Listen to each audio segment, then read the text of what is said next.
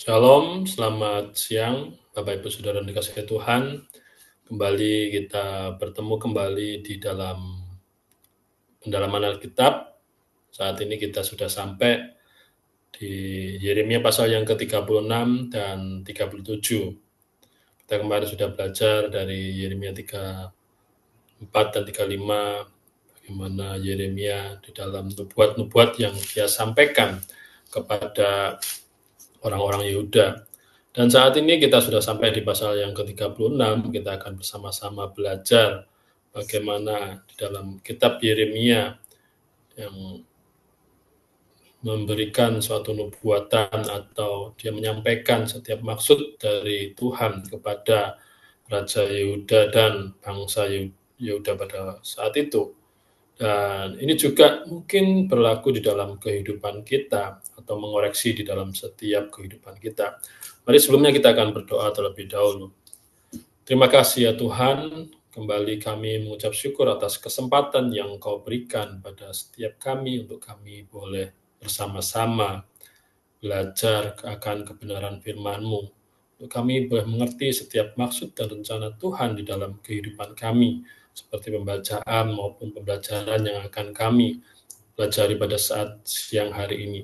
Biarlah firman-Mu boleh selalu menguatkan, firman-Mu selalu menyadarkan di dalam kehidupan kami, bahwa Engkau selalu mengasihi, Engkau selalu menunggu, menanti kami untuk kami boleh bertobat dan kembali kepada jalan-jalan yang sesuai dengan kehendak-Mu. Terima kasih Tuhan, Engkau pimpin pendalaman kita pada siang hari ini, dalam nama Tuhan kami Yesus Kristus. Amin. Ya. Terlebih dahulu saya akan membacakan buat kita semua di dalam Yeremia pasalnya yang ke-36. Yeremia pasal yang ke-36, saya akan membacakan dari ayat pertama sampai ayat yang ketiga terlebih dahulu. Pembakaran kitab nubuat Yeremia oleh Raja Yoyakim. Dalam tahun yang keempat, pemerintahan Yoyakim bin Yosia, Raja Yehuda, datanglah firman ini dari Tuhan kepada Yeremia bunyinya. Ambillah kitab gulungan dan tulislah di dalamnya segala perkataan yang telah kufirmankan kepadamu mengenai Israel, Yehuda dan segala bangsa dari sejak aku berbicara kepadamu, yakni dari sejak zaman Yosia sampai waktu ini. Mungkin apabila kaum Yehuda mendengar tentang segala malapetaka yang aku rancangkan, hendak mendatangkannya kepada mereka, maka mereka masing-masing akan bertobat dari tingkah langkahnya yang jahat, sehingga aku mengampuni kesalahan dan dosa mereka. Nah, di dalam ayat yang pertama sampai yang ketiga ini, di mana Tuhan memberikan suatu perintah kepada Nabi Yeremia untuk dia menuliskan segala perkataan yang Tuhan sampaikan, perkataan yang Tuhan ingin supaya di dalam kehidupan dari orang-orang Yehuda, terutama di bawah pemerintahan Raja Yoyakim ya. Kalau kita membaca di dalam sejarah kehidupan dari Raja Yoyakim, dia memerintah kerajaan Yehuda dengan tidak baik. Dia membawa umat jauh daripada Tuhan. Di dalam pemerintahan Yoyakim, kalau kita membaca di dalam dua raja-raja maupun di dua Tawarid, di sana lebih diceritakan bagaimana kehidupan daripada seorang Yoyakim sebagai seorang raja di dalam kehidupannya, dan segala nubuat yang disampaikan kepada dia, bagaimana dia nantinya. Di dalam ayat yang 1-3 ini, bagaimana Tuhan memerintahkan kepada Yeremia untuk mengambil gulungan kitab dari dan menuliskan semua firman yang telah Tuhan sampaikan kepadanya, yaitu sejak zaman Yosia hingga saat itu. Dan di mana ini menunjukkan pentingnya pencatatan firman Tuhan agar tidak hilang dan dapat diakses oleh banyak orang, untuk supaya di dalam kehidupan dari orang-orang Yehuda mereka bisa mendengar dari setiap pembacaan yang dilakukan. Dan dalam tujuan dari penulisan ini adalah untuk supaya bangsa Israel, khususnya orang-orang Yehuda ini, setelah mereka mendengar firman Tuhan yang disampaikan atau yang ditulis oleh Baruk ya, yang disampaikan kepada Yeremia dan oleh Baruk, orang-orang Israel dapat berbalik dari tingkah laku mereka yang jahat. Dalam perkataan Tuhan, bagaimana tadi Tuhan menyatakan bahwa barangkali siapa tahu orang Israel mereka berbalik setelah mendengar atau membaca dari setiap nubuat yang disampaikan, yang dituliskan itu. Di sini bukan berarti menunjukkan bahwa di dalam kemahakuasaan Allah atau Tuhan, Tuhan tidak tahu, Tuhan tahu, Tuhan Maha tahu, Tuhan tahu apa yang akan terjadi nantinya di dalam kehidupan dari orang-orang Yehuda. Tetapi di sini Tuhan yang bagaimana Tuhan menciptakan kita manusia dengan kehendak bebas dalam kehidupan kita, dan Tuhan ingin tahu bagaimana dalam kehidupan dari orang-orang Israel, apakah mereka mendengar akan setiap perkataan yang disampaikan oleh Yeremia di dalam kitab yang dituliskan itu, sehingga di mana Tuhan dapat mengampuni kejahatan dan dosa mereka. Yang ini menyoroti kemurahan hati Tuhan yang senantiasa membuka jalan pertobatan, di mana Tuhan selalu menginginkan pertobatan di dalam kehidupan anak-anaknya, seperti anak yang terhilang. Seperti anak yang terhilang, bagaimana dia kembali lagi. Tuhan menginginkan dia kembali supaya Tuhan sebagai orang tua menginginkan anak-anaknya kembali di dalam kehidupan mereka dan bertobat. Itu juga yang diinginkan, yang dinantikan oleh Tuhan Allah di dalam penulisan atau maksud dan penulisan di dalam nubuat yang disampaikan oleh Yeremia, di mana Tuhan menyampaikan itu kepada Yeremia, dan Yeremia supaya menuliskan itu memberikan suatu pertobatan di dalam kehidupan mereka, agar dalam kehidupan mereka dari bangsa Israel itu mereka memiliki pertobatan yang begitu baik.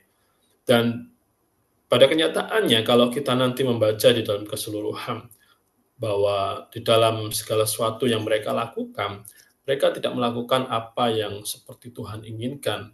Dalam ayat yang keempat sampai yang ke-8 saya akan membacakan bagaimana kehidupan dari bangsa Yehuda. Jadi Yeremia memanggil Baruk bin Neria.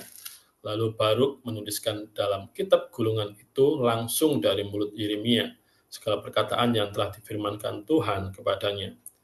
Pada suatu kali Yeremia memberi perintah kepada Baruk, "Aku ini berhalangan, tidak dapat pergi ke rumah Tuhan.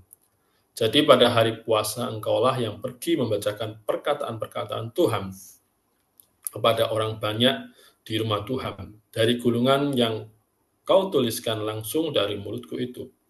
Kepada segenap orang Yehuda yang datang dari kota-kotanya, haruslah kau bacakan juga. Mungkin permohonan mereka sampai di hadapan Tuhan, dan mereka masing-masing bertobat dari tingkah langkahnya yang jahat itu. Sebab besar murka dan kehangatan amarah yang diancamkan Tuhan kepada bangsa ini."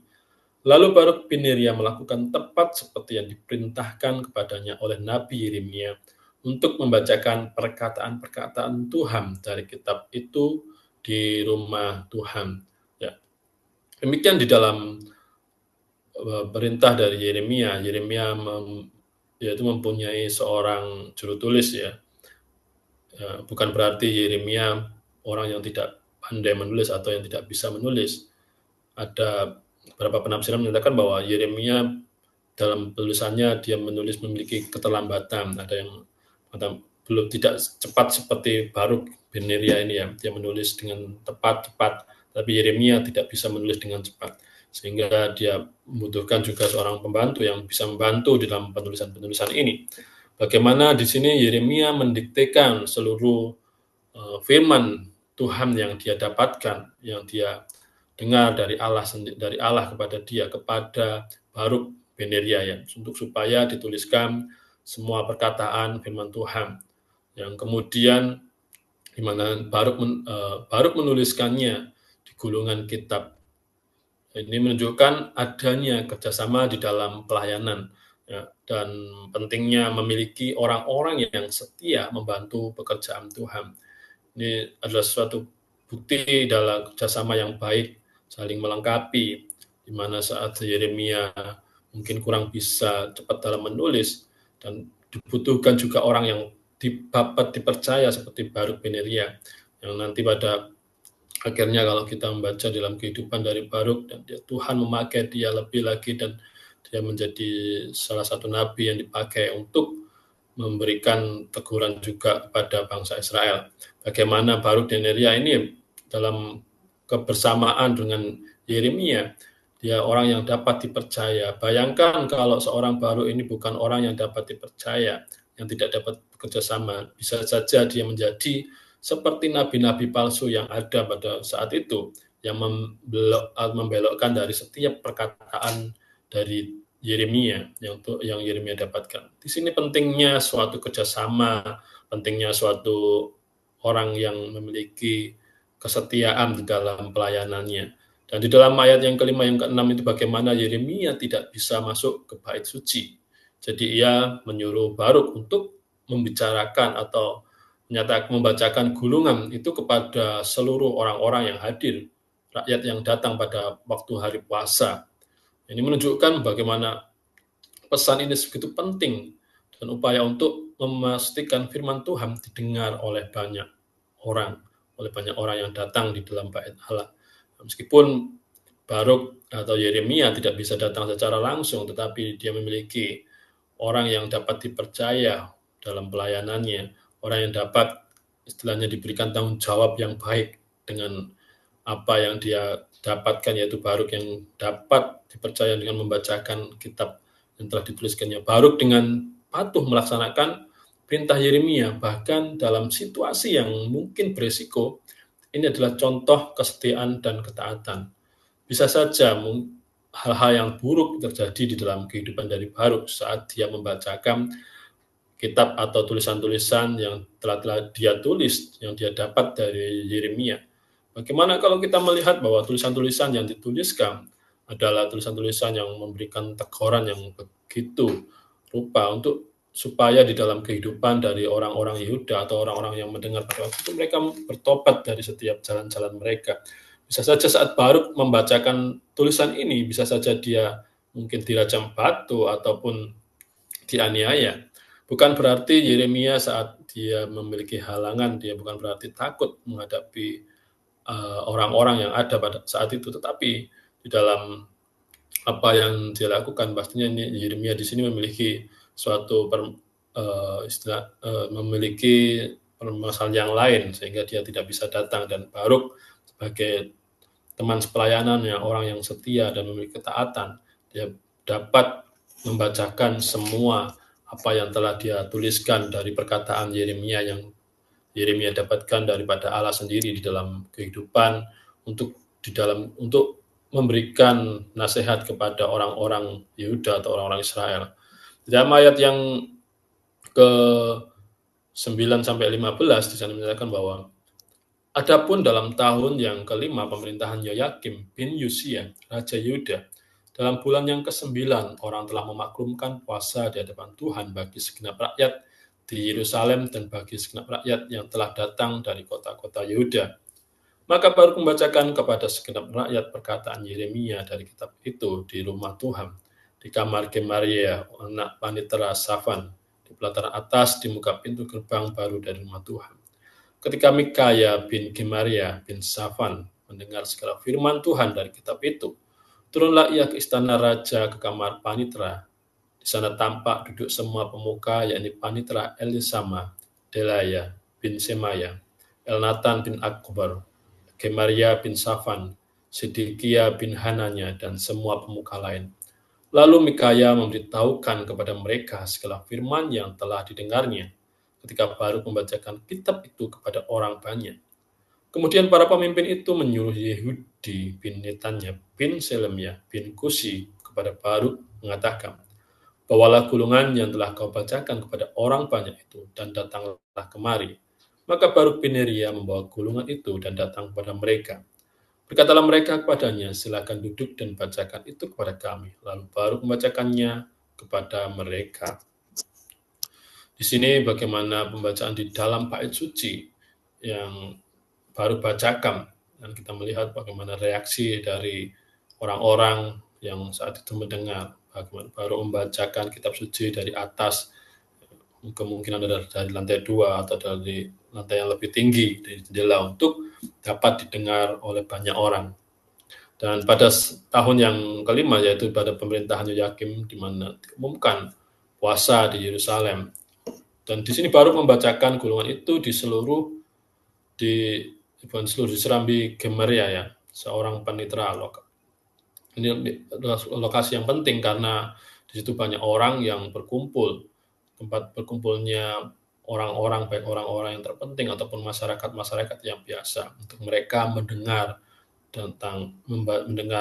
setiap firman Allah yang dibacakan.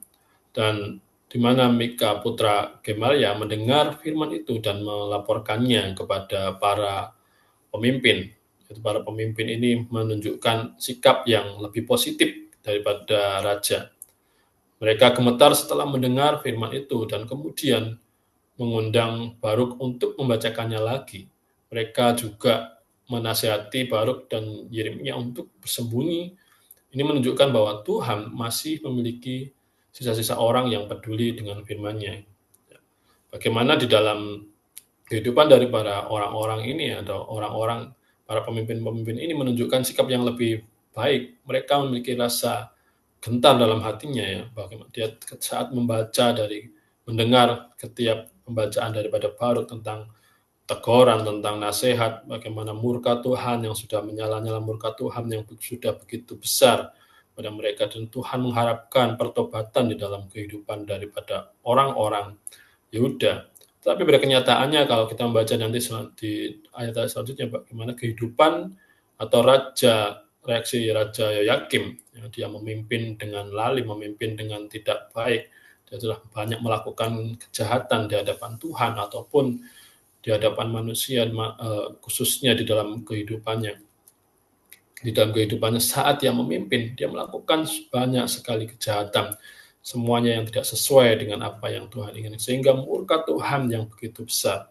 Tapi di sini, kalau kita membaca bagaimana orang-orang yang mereka masih memiliki takut akan Tuhan, saat mereka mendengar, mereka masih memiliki rasa gentar dan mereka menyadari bahwa apa yang mereka lakukan adalah sesuatu yang salah, sehingga mereka mengalami ketakutan dan mereka mengundang Baruk untuk membacakannya, untuk membacakan di hadapan mereka.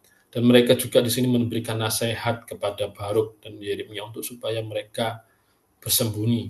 Jangan sampai di dalam kehidupan mereka nantinya akan dimasukkan di dalam penjara atau diculik dan dimasukkan di dalam tahanan. Meskipun pada akhirnya juga nantinya Yeremia juga akan dimasukkan dalam perigi dan ditangkap. Tapi di sini masih banyak orang-orang yang dipakai oleh Tuhan. Mereka memiliki kesadaran, mereka memiliki dalam hidup mereka takut akan Tuhan yang lebih baik dan mereka menyadari akan segala kesalahannya. Tetapi beda dengan reaksi dari Raja Yoyakim. Penolakan dan pembakaran gulungan kitab yang dituliskan oleh Baruk itu nanti akan dibakar oleh Raja Yoyakim di dalam ayat yang selanjutnya. Boleh kita membacanya. Di dalam ayat yang ke-16, bagaimana setelah mereka mendengar segala perkataan itu, mereka terkejut dan mereka berkata seorang kepada yang lain. Ya, kalau tadi saya jelaskan bagaimana segera memberitahukan segala perkataan ini kepada raja dan bertanyalah mereka kepada Baruk, katanya, beritahukanlah kepada kami bagaimana cara engkau menuliskan segala perkataan ini. Dan di sini Baruk juga, saya katakan tadi bahwa Baruk menyatakan semua apa yang telah dia terima, apa yang dia telah tulis, bahwa jawaban kepada mereka. Segala perkataan ini langsung dari mulut Yeremia kepadaku, dan aku menuliskannya dengan tinta dalam kitab. Dan di sini bahwa lalu berkatalah para pemuka itu kepada Baruk, pergilah sembunyikanlah dirimu bersama Yeremia, janganlah ada orang yang mengetahui di mana tempatmu. Nah, di mana di sini seperti saya katakan tadi bahwa mereka memberikan nasihat kepada Baruk dan Yeremia untuk supaya pergi dan sembunyi, supaya mereka jangan ditangkap. Kemudian pergilah mereka dan menghadap raja pelataran. Raja di pelataran sesudah mereka menyimpan gulungan itu di kamar panitera Elisama. Mereka memberitahukan segala perkataan ini kepada raja. Dan raja menyuruh Yehudi mengambil gulungan itu, lalu ia mengambilnya dari kamar panitera Elisama itu. Yehudi membacakannya kepada raja dan semua pemuka yang berdiri dekat raja.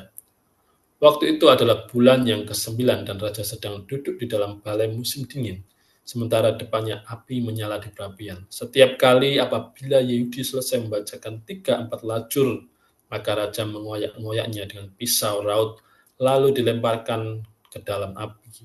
yang di perapian itu sampai seluruh gulungan itu habis dimakan api di perapian itu, baik raja maupun para pegawainya yang mendengarkan segala perkataan ini. Seorang pun tidak terkejut dan tidak mengoyakkan pakaiannya.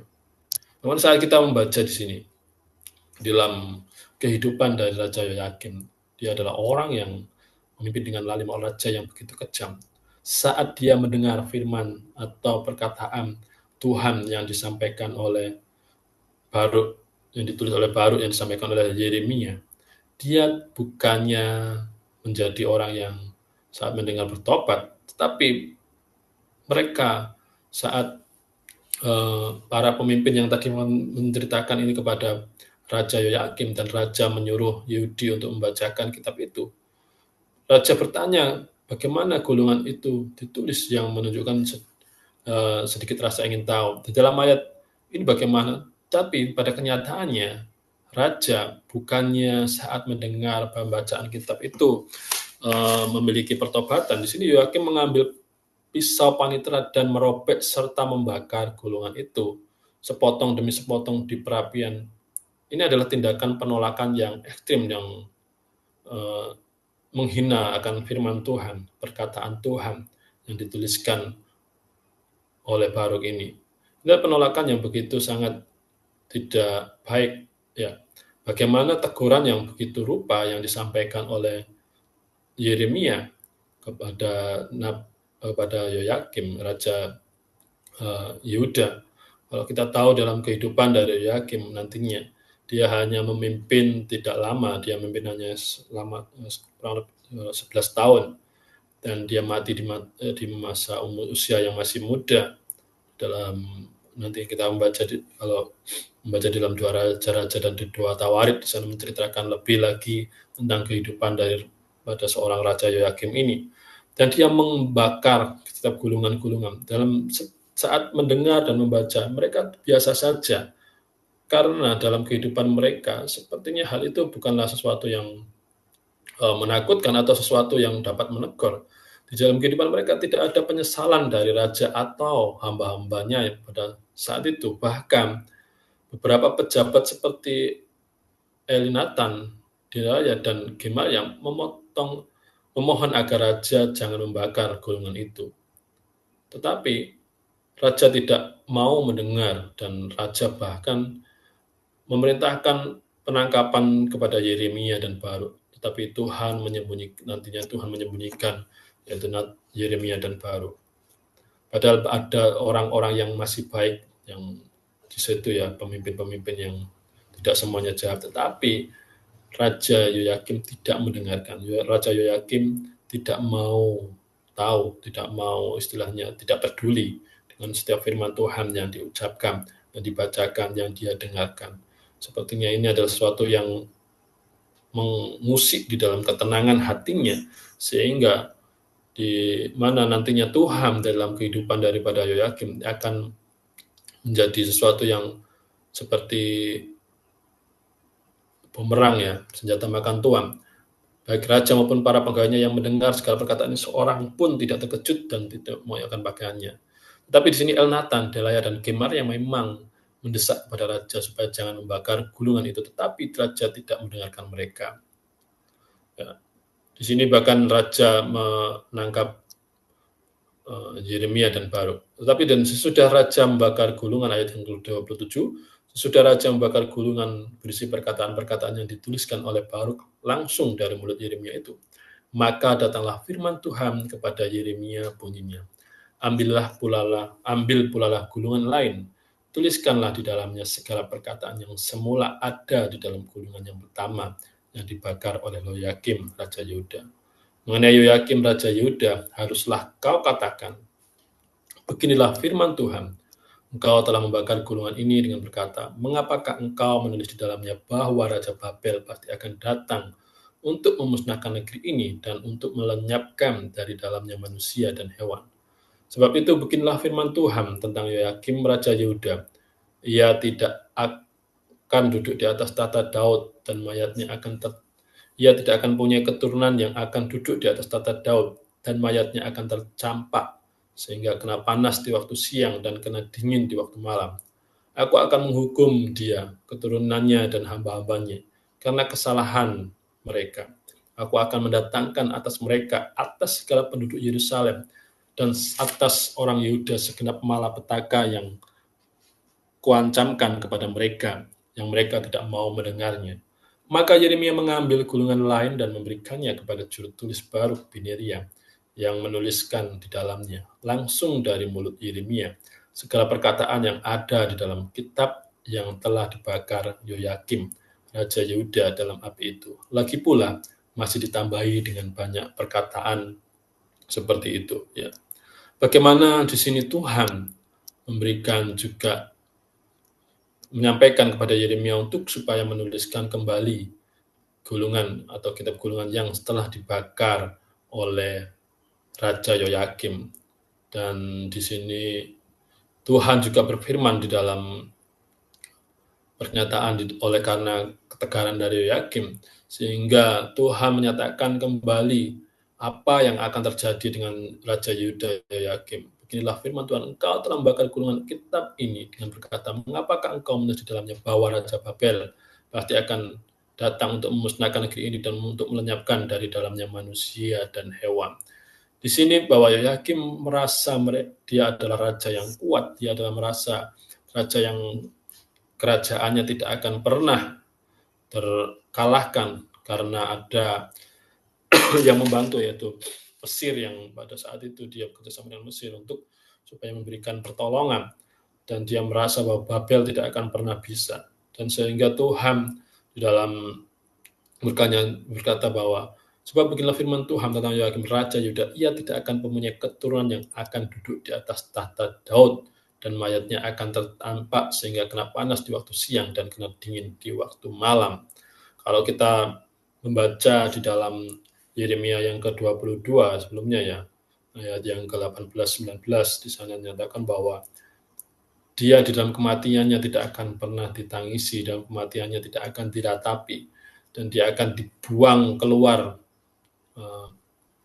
tembok seperti keledai dalam pemakamannya. Bagaimana hal ini yang terjadi yang akan dialami oleh Yoyakim, oleh karena ketegaran hatinya. Bagaimana Tuhan, meskipun gulungan yang sudah dibakar, tapi perkataan Tuhan tidak pernah akan hilang. Dan Tuhan di sini memberikan suatu teguran yang lebih keras lagi. Meskipun gulungan itu dibakar, Tuhan memerintahkan Yeremia kembali untuk menuliskan kembali semua firman yang ada di gulungan pertama. Dimana ini adalah pesan yang kuat. Firman Tuhan di mana Tuhan tidak akan dapat dibungkam. Firman Tuhan tidak akan pernah dapat dibatasi. Firman Tuhan tidak akan pernah dapat dihancurkan oleh penolakan manusia. Sekuat apapun, sehebat apapun manusia, tidak akan pernah bisa membatasi, membungkam akan firman Tuhan. Meskipun sudah dihancurkan berkali-kali, mungkin dibakar berkali-kali, tetapi akan selalu ada penulis-penulis yang menuliskannya kembali supaya untuk di dalam ini untuk memberikan suatu teguran atau nasihat bagaimana firman Tuhan yang telah diucapkan oleh Baruk, yang dituliskan oleh Baruk dan diucapkan oleh Yeremia ini adalah suatu teguran yang keras pastinya, sehingga Yoyakim ini merasa bahwa dia sebagai raja yang kuat, dia adalah sebagai raja yang besar, tidak akan terkalahkan, sehingga dia menolak semua apa yang sudah dibacakan oleh Baruk kepadanya. Dan bagaimana Tuhan menjatuhkan hukuman yang jelas atas Raja Yoyakim karena tindakannya yang menghina firman-Nya, dan di mana ia tidak akan memiliki ahli waris yang duduk di atas tahta Daud, dan mayatnya akan terbuang serta menjadi santapan panas terik di siang hari dan beku di malam hari. Hukuman juga akan datang atas dia, keturunannya, dan hamba-hambanya. Ini menunjukkan keseriusan Tuhan terhadap firman-Nya dan konsekuensi yang terhadap orang-orang yang menolaknya. Ini bagaimana Tuhan di dalam pernyataan yang dia sampaikan, itu suatu keseriusan yang Tuhan itu menanti orang-orang untuk datang kembali. Tuhan itu menanti untuk supaya di dalam kehidupan manusia, kehidupan kita, saat kita membaca firman Tuhan itu, Tuhan menanti untuk kita dapat sadar dan kembali kepadanya. Tetapi dalam kehidupan dari Yoyakim ini bagaimana di dalam tulisan yang telah dibacakan kepadanya, dia tidak menerimanya. Yeremia di sini mengambil gulungan lain dan baru menuliskan kembali semua firman, bahkan ditambah lagi dengan banyak perkataan yang serupa.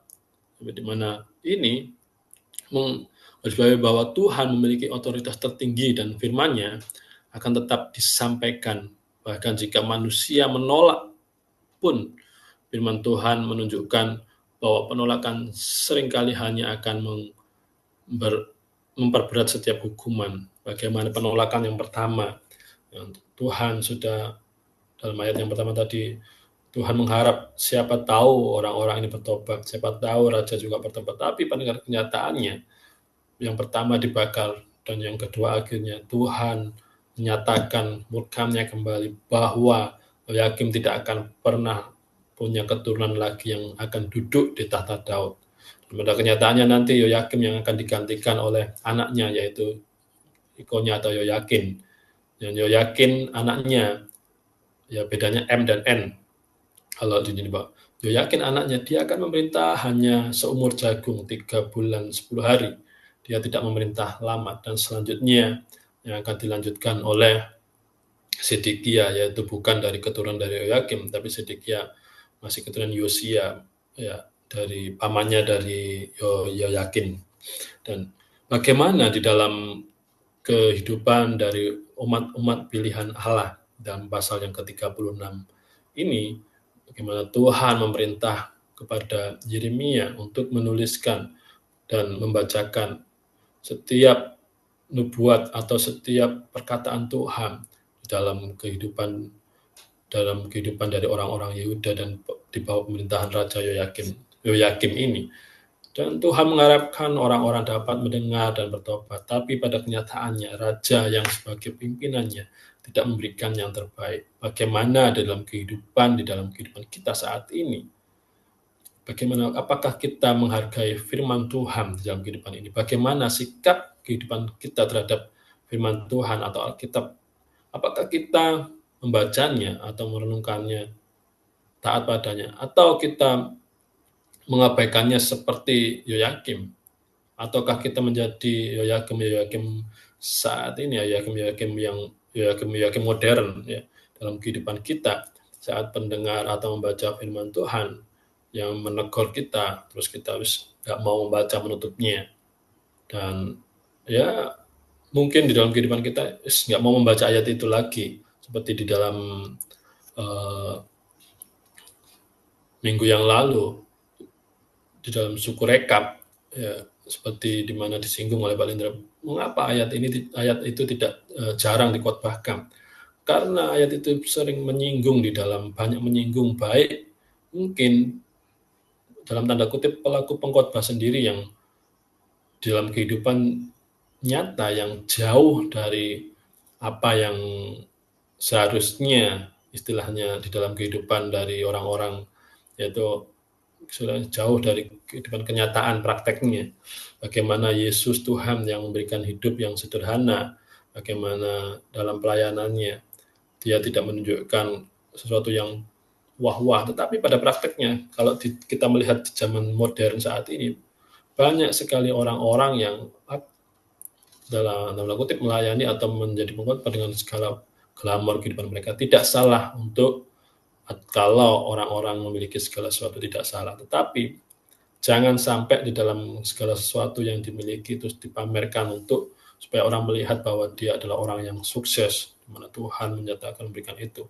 Berbeda dengan suku rekap kemarin ya, dalam kehidupan mereka supaya menjadi pembandingan orang yang tidak pernah diperhitungkan, suku rekap yang mungkin tidak pernah disinggung sama sekali. Dan itu menjadi suatu teguran dalam kehidupan dari orang-orang pemimpin-pemimpin di saat masa Yeremia di zaman Sedekia. Dan bagaimana dalam kehidupan kita, ketidakmungkinan menghubungkan kebenaran, meskipun upaya untuk membungkam kebenaran sering terjadi dalam kehidupan kita.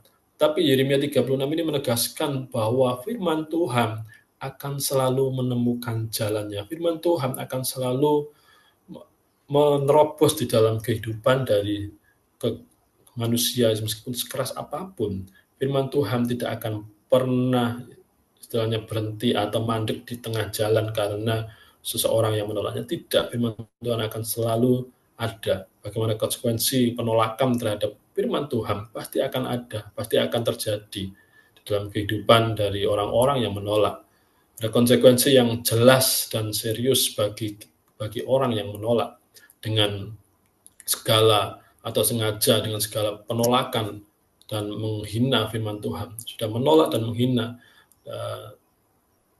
dan menghujat ya, dalam seperti mungkin kita pernah melihat di dalam media-media bagaimana seseorang yang terkenal dengan ya kita nggak usah menyebutkan nama ya, bagaimana dia melakukan tindakan yang menghina firman Tuhan, menghina Alkitab, dia menduduki Alkitab dan mengentuti atau dientuti ya Alkitab itu dengan tidak sopan. Pada akhirnya dia harus mati dengan sengsara. Dia menghina dan dia menantang. Kalau benar-benar ini adalah firman Allah, maka dia akan sakit dan maka dia akan mati. Dan pada kenyataannya, ya mungkin tidak secara langsung manusia itu akan mati saat akan menduduki atau menghina dan melakukan segala sesuatu yang tidak pantas. Yaitu saat manusia melakukan itu dan tidak mati secara langsung, itu adalah kebaikan Tuhan, di mana Tuhan masih memberi kesempatan kepada dia. Siapa tahu orang itu bertobat, siapa tahu dia mau berbalik. Tapi pada kenyataannya dia tidak mau berbalik. Kalau kita melihat ya, itu orangnya sudah meninggal ya di beberapa tahun yang lalu. Dan banyak sekali contoh-contoh dalam kehidupan saat-saat ini mereka yang menolak. Ya, kalau menolak karena mereka tidak mau ya mungkin mereka belum atau Tuhan belum mengizinkan dalam kehidupannya, tetapi sudah menolak dan menghujat dan menghina, itu suatu tindakan yang sangat menghina akan kebenaran Tuhan, menghina akan kebenaran firman Tuhan, menghina Tuhan sendiri yang sudah berbicara kepada manusia, pada kita. Bagaimana kesetiaan di dalam pelayanan, bagaimana teladan Yeremia dan Baruk menunjukkan pentingnya kesabaran, ketaatan, dan ketekunan yang menyampaikan firman Tuhan bahkan di tengah penolakan dan bahaya. Mereka diancam, mereka yang dikejar-kejar, tetapi mereka tetap menyampaikan firman itu dengan segala konsekuensi yang harus dihadapi. Bisa saja mereka akan mengalami kematian. Seperti orang-orang yang melakukan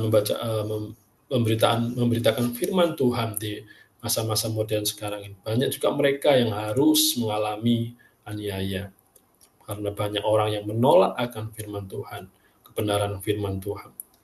Jadi dalam kehidupan daripada dalam pembahasan dalam Yeremia 36 ini, kita boleh belajar bagaimana di dalam tujuan dari Tuhan untuk memberikan firman-Nya atau memberikan suatu teguran nasihat. Bagaimana dalam kehidupan kita, jangan sampai dalam kehidupan kita menjadi seperti Yoyakim yang modern saat ini, yang sepertinya mengundang untuk membaca, mendengar, tetapi dalam hati menolak, bahkan menghujat. Tujuan dari awal penulisan dari firman Tuhan adalah agar Israel, orang-orang Yehuda bertobat.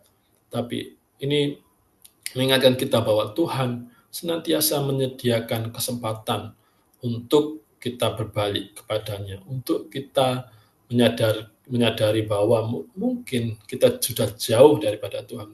Ketika kita membaca dalam Alkitab yang kita punya, dan ayat itu menegur dalam kehidupan kita, itu menyadarkan kita. Yang pastinya itu menyadarkan kita bahwa kita harus kembali kepada Tuhan. Tuhan mengingatkan, Roh Kudus mengingatkan. Tidak mungkin ya ujuk-ujuk saat kita membaca firman Tuhan, terus ayat itu pas dengan kehidupan kita. Bukan pasnya saat yang berkat-berkat saja, tetapi pas dengan mungkin segala kelakuan atau perbuatan kita yang jauh daripada Tuhan, jauh daripada benar di hadapan Tuhan. Terus ayat itu seperti menemplak dalam kehidupan kita. Itu adalah teguran yang Tuhan berikan, nasihat yang Tuhan berikan kepada kita. Apakah kita sudah mendengar mau berubah, atau kita menjadi seperti Yoyakim, menutup Alkitab itu, ya sudah, membakarnya. Ya. Dan kita akan melanjutkan lagi di dalam pasal yang ke-37, di dalam Yeremia pasal yang ke-37, dalam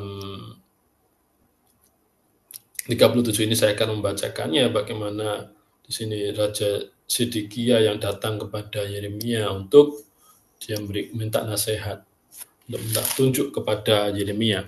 Di dalam Yeremia pasal yang ke-37 saya akan membacakannya terlebih dahulu, ayat 1 sampai yang ke-10. Sedekia bin Yosia menjadi raja menggantikan Konya bin Yoyakim, Nebukadnezar, Raja Babel, telah mengangkat dia menjadi raja atas negeri Yehuda. Tetapi baik ia, baik pegawai-pegawainya maupun rakyat negeri itu tidak mendengarkan firman yang disampaikan Tuhan dengan perantaraan Nabi Yeremia. Pada suatu kali Raja Sedekia menyuruh Yukhal bin Selemia dan Imam Sefanya bin Maaseya kepada Yeremia untuk meminta, berdoalah hendaknya untuk kami kepada Tuhan Allah kita. Adapun pada waktu itu Yeremia masih bebas pergi datang di tengah-tengah rakyat. Ia belum dimasukkan orang ke dalam penjara. Adapun tentara Fir'aun telah berangkat keluar dari Mesir. Mendengar kabar itu, maka orang-orang Kasdim yang mengepung Yerusalem angkat kaki dari Yerusalem. Lalu datanglah firman Tuhan kepada Nabi Yeremia bunyinya. Beginilah firman Tuhan, Allah Israel, pada Raja Yehuda yang menyuruh kamu kepadaku untuk meminta petunjuk. Harus kamu katakan begini, lihat, tentara Fir'aun yang telah berangkat keluar untuk membantu kamu akan kembali ke negerinya ke Mesir. Tetapi orang-orang Kasdim akan datang kembali memerangi kota ini, merebutnya dan menghanguskannya dengan api. Beginilah firman Tuhan, janganlah kamu membohongi dirimu sendiri dengan mengatakan orang-orang Kasdim itu telah pergi untuk selamanya daripada kita. Padahal mereka tidak pergi untuk selamanya. Dan seandainya kamu memukul kalah segenap tentara orang Kasdim yang telah memerangi kamu itu, sehingga di antara mereka hanya tinggal orang-orang yang luka parah, masing-masing di kemahnya, mereka akan bangun dan menghanguskan kota ini dengan api. Ya.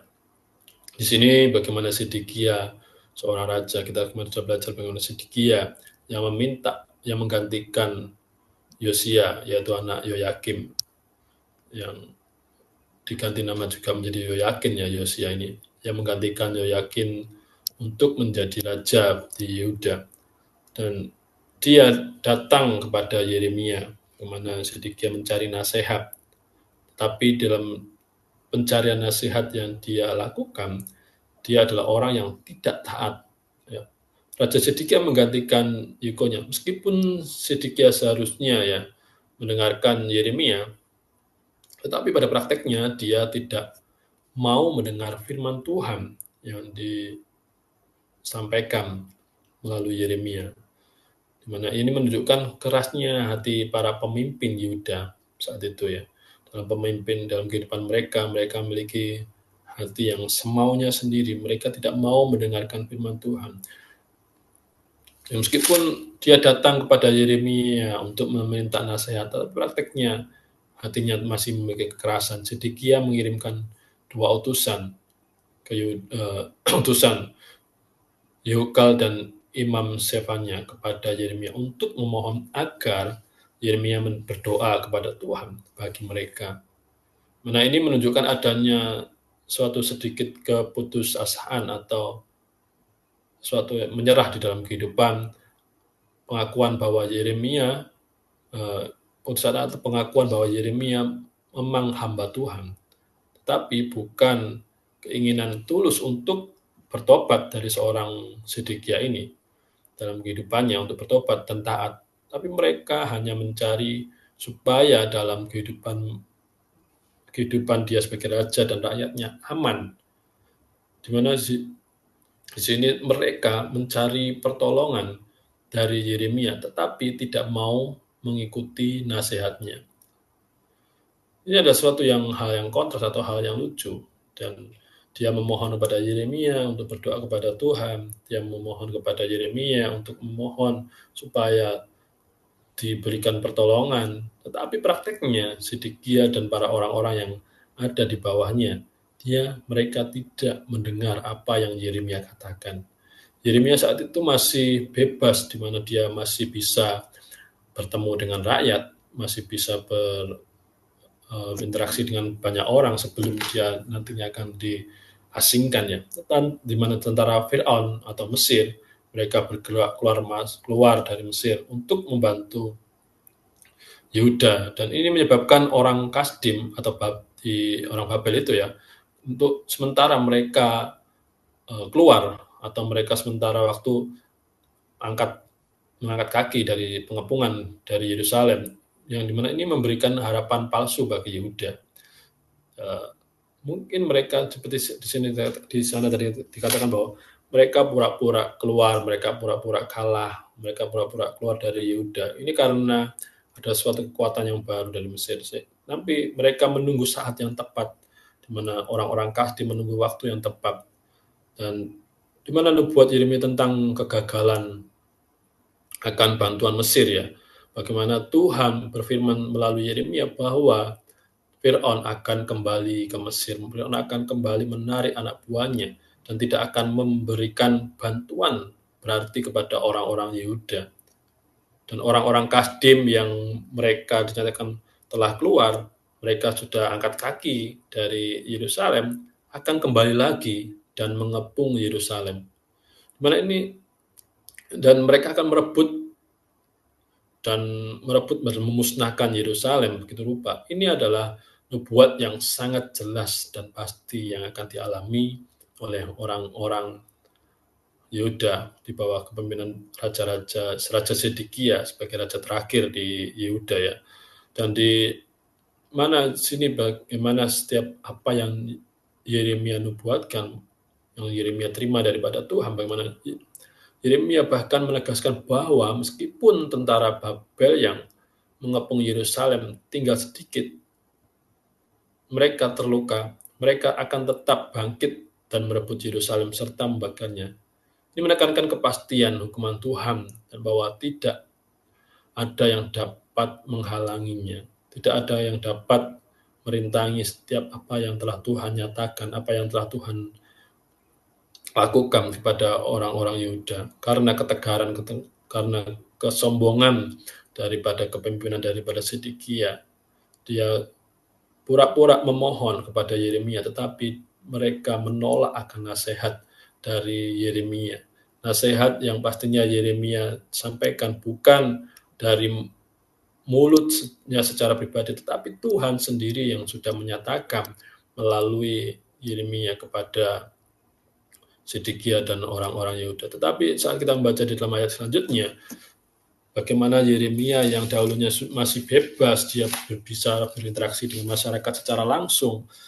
Dan di dalam ayat yang ke-11 sampai yang terakhir, ayat 21, di sana menceritakan bagaimana Yeremia dikurung. Tetapi kita akan membaca terlebih dahulu dalam ayat yang ke-11 sampai yang ke-16, di sana menyatakan bagaimana Yeremia dipenjara. Ketika tentara orang Kasdim itu telah angkat kaki dari Yerusalem oleh karena takut kepada tentara Fir'aun, maka keluarlah Yeremia dari Yerusalem untuk pergi ke daerah Benyamin dengan maksud mengurus di sana pembagian warisan di antara kaum keluarga. Tapi ketika ia sampai kepada pintu gerbang Benyamin, maka di sana ada seorang kepala jaga yang bernama Yeria bin Selemia bin Hananya. Ia menangkap Nabi Yeremia sambil berteriak, "Engkau mau menyeberang kepada orang Kasdim." Dan sekalipun Yeremia menjawab, "Itu bohong, aku tidak hendak menyeberang kepada orang Kasdim." Tetapi Yeria tidak mendengarkan, lalu ia menangkap Yeremia dan membawanya menghadap para pemuka. Para pemuka ini menjadi marah kepada Yeremia. Mereka memukul dia dan memasukkannya ke dalam rumah tahanan, rumah panitera Yonatan itu. Adapun rumah itu telah dibuat mereka menjadi penjara. Demikianlah halnya Yeremia masuk ke dalam ruang cadangan air di bawah tanah. Dan lama Yeremia tinggal di sana. Ini saat Yeremia dipenjarakan. Yeremia yang seorang nabi yang menjadi utusan Allah. Dia difitnah dengan tindakan yang tidak mengenakan. Sudah difitnah, dipukul, dengan menyatakan bahwa dia membela atau lari kepada suku orang-orang Kasdim. Pada kenyataannya itu adalah sesuatu yang tidak benar yang disampaikan oleh para penjaga-penjaga pada saat itu. Di mana dalam ayat yang ke-11 dan 12 ini menyatakan bagaimana saat ketika tentara Kasdim menarik diri, yaitu mereka menarik diri sementara, seperti ayat-ayat tadi sebelumnya, mereka menarik diri atau angkat kaki sementara dari Yerusalem karena adanya kekuatan Mesir, bantuan Mesir yang ada di Yehuda, sehingga Yeremia di sini mencoba meninggalkan Yerusalem untuk pergi ke tanah Benyamin, di mana dia akan mengurus warisannya. Ini menunjukkan bahwa Yeremia memiliki hak sipil juga ya sebagai nabi, dan mungkin ingin menghindari bahaya yang semakin besar di kota saja. Yeremia adalah seorang manusia biasa. Itu adalah manusiawi saat Yeremia mengalami ketakutan atau ya menghindari segala sesuatu yang terjadi. Bukan maksud dia lari dari segala tanggung jawab, tidak. Dia pasti memiliki urusan-urusan juga seperti masyarakat pada umumnya ya. Dia memiliki warisan dari orang tuanya yang harus dia urus juga.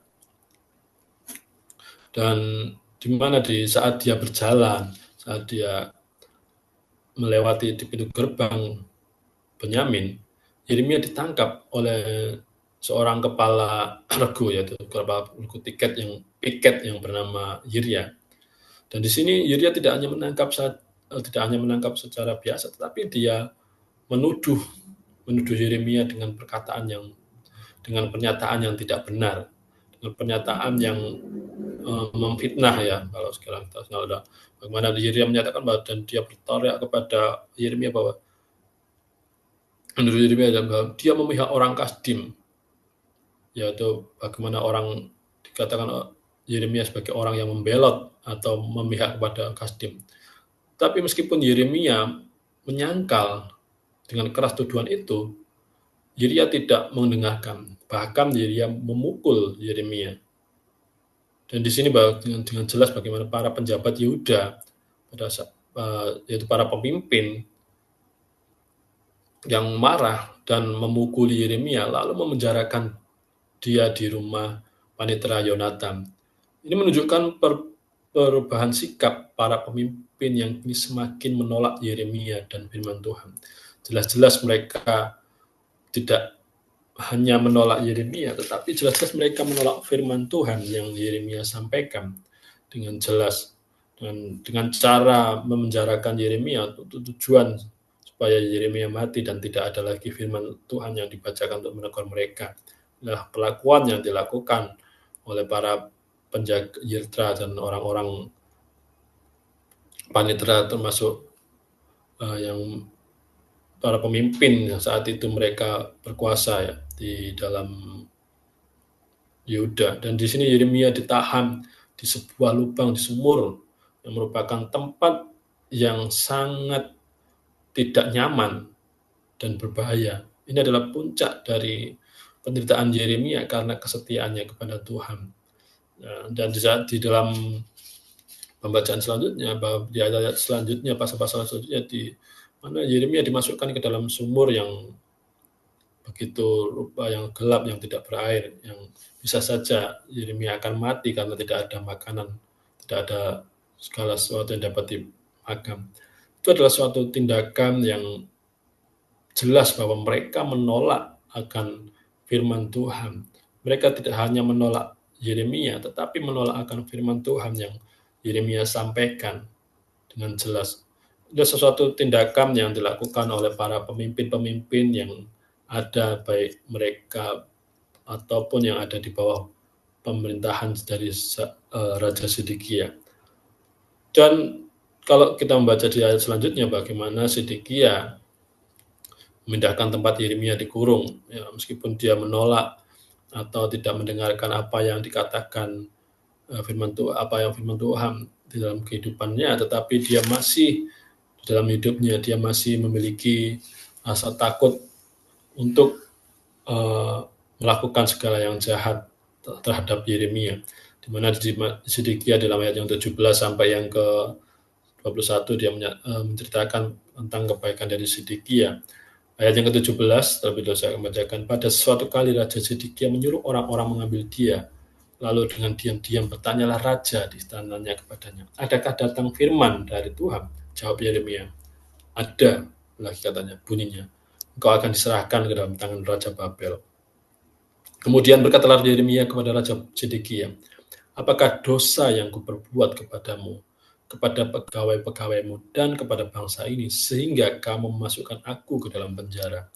Di manakah gerangan para nabimu yang telah bernubuat kepadamu, bahwa Raja Babel tidak akan datang menyerang kamu dan negeri ini? Sekarang dengarkanlah, hai Tuanku Raja, biarlah pemohonanku sampai di hadapanmu. Janganlah kembalikan aku ke rumah panitera Yonatan, nanti aku mati di sana. Raja Zedekia memberi perintah, lalu orang menahan Yeremia di pelataran penjagaan dan memberikan setiap hari kepadanya sepotong roti dari jalan tukang roti sampai pada waktu segala roti habis di kota itu. Demikianlah Yeremia tinggal di pelataran penjagaan itu. Di ayat yang ke-17 sampai 21 ini bagaimana Zedekia datang, Zedekia yaitu menyuruh orang untuk mengambil atau bertanya kepada Yeremia, masih adakah Tuhan berbicara, dan di sini menyatakan bahwa Raja Zedekia secara diam-diam yaitu memanggil Yeremia untuk datang ke istana. Adakah firman dari Tuhan?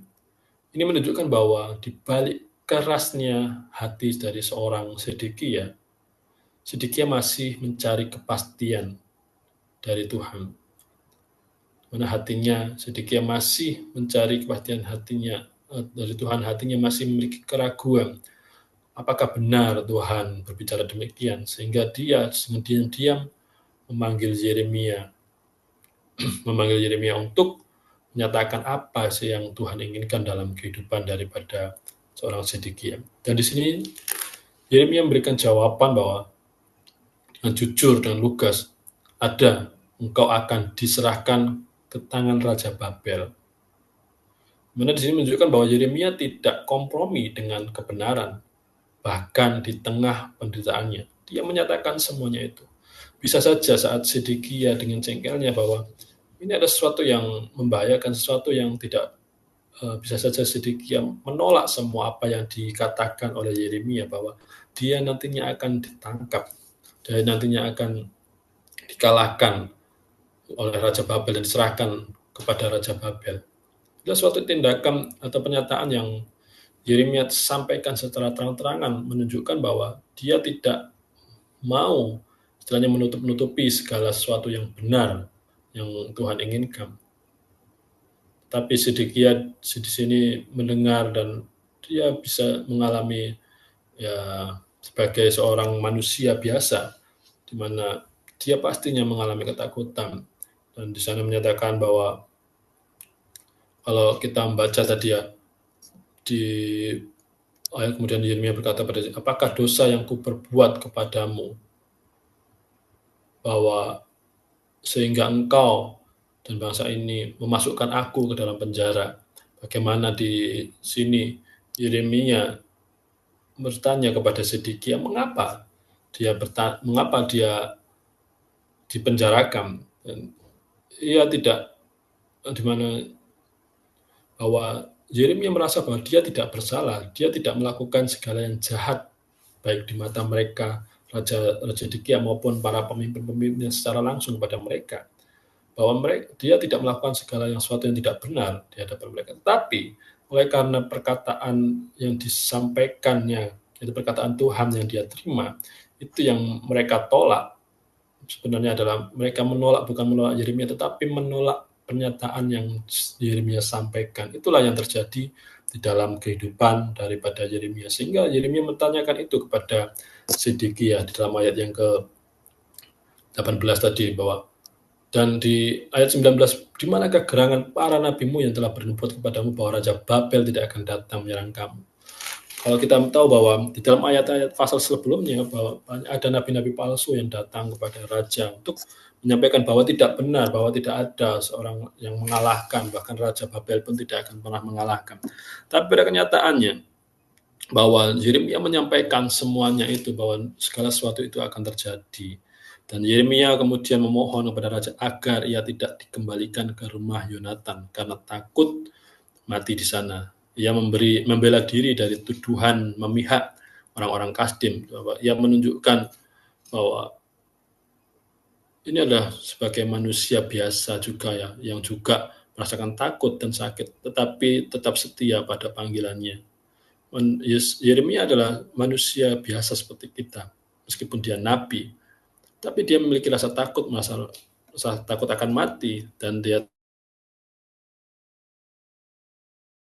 untuk supaya tidak dikembalikan ke rumah tahanan Yonatan tadi, agar dia tidak dibunuh atau dianiaya di sana. Dan dalam panggilannya sebagai seorang nabi, dalam ketakutannya, dia tetap setia, dia tetap melanjutkan panggilannya, dia tetap melakukan apa yang Tuhan inginkan. Mana Raja Sedekia mengabulkan permintaan Yeremia, di mana sebagian ia memerintahkan agar Yeremia dipindahkan ke pelataran penjagaan ya.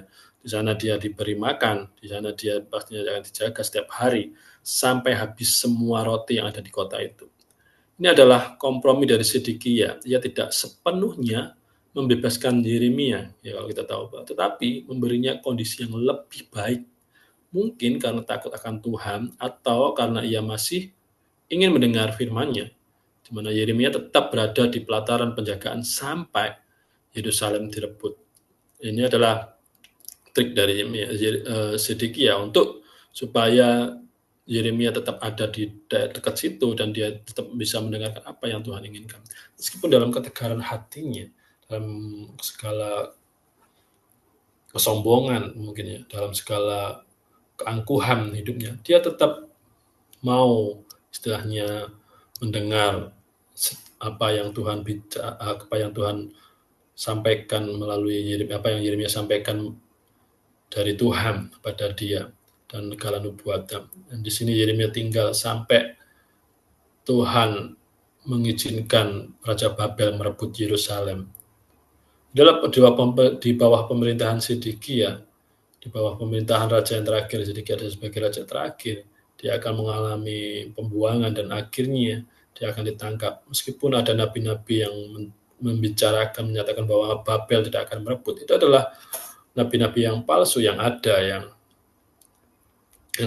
pada saat itu, yang menyampaikan tentang nubuatan yang palsu yang disampaikan pada mereka untuk supaya Sedekia tetap merasa sebagai raja yang terkuat. Bagaimana di dalam ayat-ayat yang telah kita baca di dalam kehidupan dari seorang Sedekia? Apakah kita sudah dalam kehidupan kita sebagai orang-orang yang modern, pentingnya ketaatan penuh dalam kehidupan kita? Bagaimana Raja Sedekia adalah contoh orang yang mencari nasihat Tuhan, tetapi tidak mau taat sepenuhnya. Seringkali kita juga ingin tahu kehendak Tuhan, tetapi enggan melakukannya karena tidak sesuai dengan keinginan kita. Dan bagaimana kebenaran yang menyakitkan, firman Tuhan kadang tidak nyaman didengar atau dilakukan, terutama jika itu menentang dosa dan zona nyaman kita. Namun kebenaran adalah satu-satunya jalan untuk menuju pemulihan. Yeremia adalah teladan yang luar biasa dari seorang hamba Tuhan yang menderita karena kesetiaannya dalam menyampaikan kebenaran. Penderitaan mungkin datang bagi mereka yang memilih untuk berdiri teguh di pihak Tuhan. Dalam kehidupan kita, meskipun itu ada intrik politik dan upaya manusia untuk mengubah nasib, firman Tuhan tentang kejatuhan Yerusalem tetap tergenapi. Ini menunjukkan bahwa kedaulatan Tuhan atas sejarah, bahwa Tuhan memiliki Tuhan yang berkuasa di dalam segala sesuatunya, Tuhan yang ada dalam sejarah manusia. Meskipun Sedekia tidak taat, ia meminta Yeremia untuk berdoa. Ini mengingatkan kita akan kekuatan doa dan pentingnya mendukung dalam setiap para orang-orang yang dipakai Tuhan untuk melayani Tuhan. Dalam kehidupan kita, bagaimana dalam segala sesuatu yang kita lakukan, mungkin dalam ketegaran kehidupan kita, dalam kesibukan kita, Biarlah kita tetap menjadi orang-orang yang memiliki hubungan yang baik dengan Tuhan. Jangan sampai dalam kehidupan kita, dalam hidup kita menjadi seperti seorang Raja Zedekia yang hanya datang di saat mencari pertolongan, di saat mengalami segala segala sesuatu yang tidak baik di dalam kehidupannya, dan dia bertanya dan dia meminta pertolongan Tuhan melalui Yeremia. Dalam kehidupan kita, biarlah kita boleh dapat menjadi orang-orang yang baik di hadapan Tuhan maupun sesama kita. Biarlah dalam pendalaman Alkitab pada saat ini kita boleh bersama-sama belajar dalam kehidupan kita untuk kita menjadi orang-orang yang lebih baik dan kita menjadi orang-orang yang telah sebagai pelaku-pelaku firman Tuhan. Mari kita berdoa. Terima kasih Tuhan untuk kesempatan pada siang hari ini di mana firman-Mu boleh mengajarkan kami, firman-Mu boleh mengingatkan kami, menjadikan kami bagaimana kami harus hidup dan menghidupi firman-Mu. Biarlah Engkau sendiri akan memihak, memimpin, menolong kami untuk kami boleh tetap setia dan selalu berpegang teguh akan firman-Mu. Dan Tuhan, dalam hal kita pada siang hari ini, dalam nama-Mu Tuhan kami Yesus Kristus. Amin. Selamat siang, Tuhan Yesus memberkati.